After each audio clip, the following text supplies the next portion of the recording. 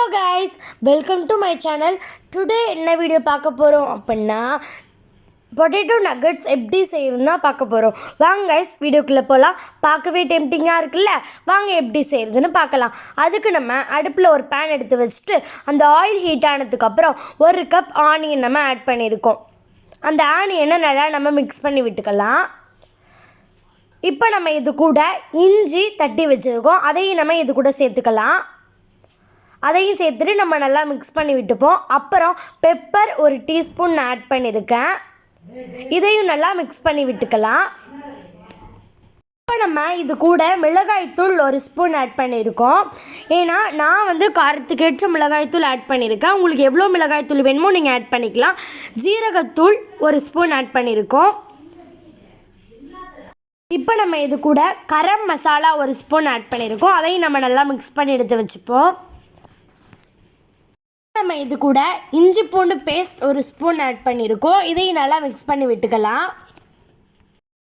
இப்போ நம்ம இது கூட 2 பொட்டேட்டோவை மசிச்சு நம்ம எடுத்து வச்சுருக்கோம், அதையும் இது கூட நம்ம சேர்த்துக்கலாம். 2 பொட்டேட்டோவை வேக வச்சு மசிச்சு இது கூட சேர்த்துக்கிட்டேன், நீங்களும் சேர்த்துக்கோங்க. இப்போ நம்ம இது கூட உப்பு தேவையான அளவு ஆட் பண்ணிக்கலாம், இதையும் நல்லா நம்ம சேர்த்து மிக்ஸ் பண்ணி விட்டுப்போம். அப்புறம் இது கூட நம்ம பச்சை மிளகாய் 1 சின்ன சின்னதாக கட் பண்ணி நம்ம இது கூட சேர்த்துக்கிட்டோம்.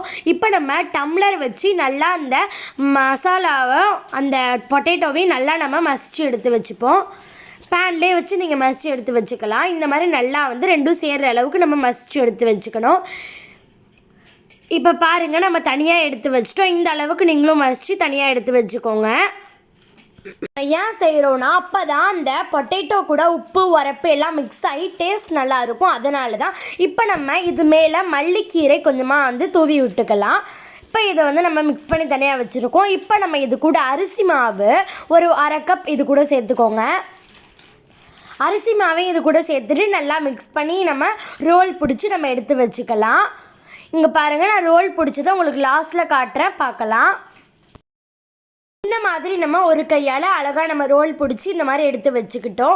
இந்த மாதிரி தான் நீங்களும் ரோல் பிடிச்சி எடுத்து வச்சுக்கணும். இப்போ நம்ம மைதா மாவை தண்ணியில் கரைச்சி வச்சுருக்கோம், அதில் இந்த ரோலை ஃபஸ்ட்டு டிப் பண்ணிக்கணும்.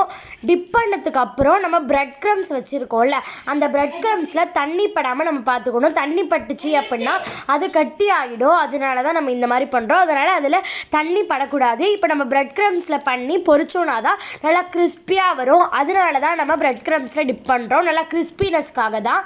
இப்போ நம்ம இதை ஆயிலில் போட்டு ஃப்ரை பண்ணி எடுத்து வச்சுக்கலாம். இங்கே பாருங்கள், கிறிஸ்பியான பொட்டேட்டோ ரோல் ரெடி ஆகிடுச்சு. இந்த வீடியோ உங்களுக்கு பிடிச்சிருந்துச்சுன்னா லைக் பண்ணுங்கள், ஷேர் பண்ணுங்கள், கமெண்ட் பண்ணுங்கள். முக்கியமாக சப்ஸ்கிரைப் பண்ணிக்கோங்க. ஏன்னா நம்ம சேனலில் நிறைய பேர் பார்க்குறீங்க, சப்ஸ்கிரைபே பண்ண மாட்டேறீங்க. ஸோ அதனால தான் கீழே உள்ள சப்ஸ்கிரைப் பட்டனை மறக்காமல் கிளிக் பண்ணிக்கோங்க. நெக்ஸ்ட்டு வேறு ஒரு இன்ட்ரெஸ்டிங்கான வீடியோவில் மீட் பண்ணலாம். தேங்க்ஸ் ஃபார் வாட்சிங்.